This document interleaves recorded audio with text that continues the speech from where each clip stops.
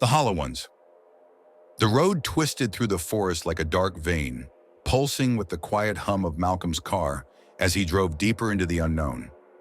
The GPS had long given up, its screen frozen in a digital stutter, leaving him alone with the deepening night. Tall pines loomed on either side, their skeletal branches scraping at the sky. Malcolm had never been here before. His friend Eric had insisted on this trip, swearing that the old cabin nestled in the woods would be a perfect retreat. A few nights of beer, fishing, and silence, away from the city's relentless noise. But Eric was running late, as usual, leaving Malcolm to drive alone. He adjusted the rearview mirror, catching a glimpse of his tired eyes. The long hours at the office were taking their toll. He sighed and focused on the road ahead, just in time to see a figure standing at the edge of the tree line. He slammed on the brakes. For a moment, all he heard was the pounding of his own heart. The figure stood motionless, just outside the reach of his headlights. A child. No, something small and hunched, its head tilted at an unnatural angle. Malcolm's breath caught in his throat.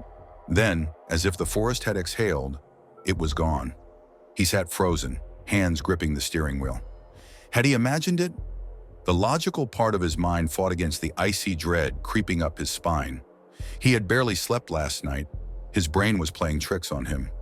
With a shaky laugh, he put the car back into gear and drove on. The cabin was a skeletal thing of wood and shadow. Malcolm parked and stepped out, stretching his stiff limbs. The air was thick with the scent of damp leaves and pine. He retrieved his bag from the trunk, fumbling with his phone. No service. Figures. The front door groaned as he pushed it open. The inside was exactly as Eric had described. Rustic, a little dusty, but comfortable. A fireplace squatted in the corner, its stone maw gaping. A deer's head hung above it, glass eyes reflecting the dim light. Malcolm shuddered. He tossed his bag onto the couch and checked his watch. Eric should have been here by now. With a sigh, he turned on the single overhead light, which flickered before settling into a weak glow. The wind outside howled, rattling the windows. Then he heard it, a whisper. Malcolm spun around. The cabin was empty, save for himself. The sound had been faint, just at the edge of hearing, like breath against his ear. He shook his head. Exhaustion. That was all. He needed sleep. But as he climbed into bed that night, sleep did not come easily. The whispers returned. Faint, crawling through the walls like insects. They weren't words, not exactly. Just the suggestion of voices, brushing against the edges of his mind. The morning arrived gray and sluggish. Malcolm stumbled out of bed, rubbing the grit from his eyes. He checked his phone, still no signal. Eric had never shown up. Stepping outside, he let the crisp air wake him up. The forest was eerily silent. No birds, no rustling leaves, just the stillness, thick and unnatural. And then he saw them, figures deep in the woods, not moving, just standing, watching. Malcolm's breath hitched. There were 3 of them, small, hunched shapes, their heads cocked too far to one side. He took a step back, and as if responding to his movement, they melted into the trees. Panic surged through him. He wasn't alone out here.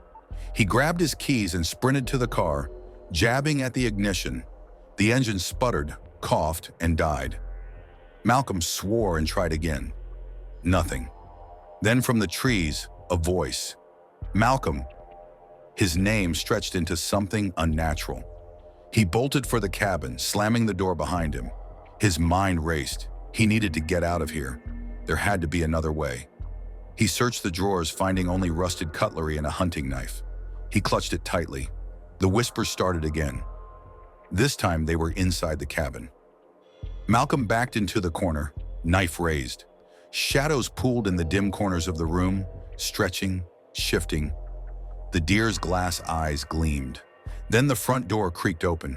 A figure stood there, tall, hollow-eyed.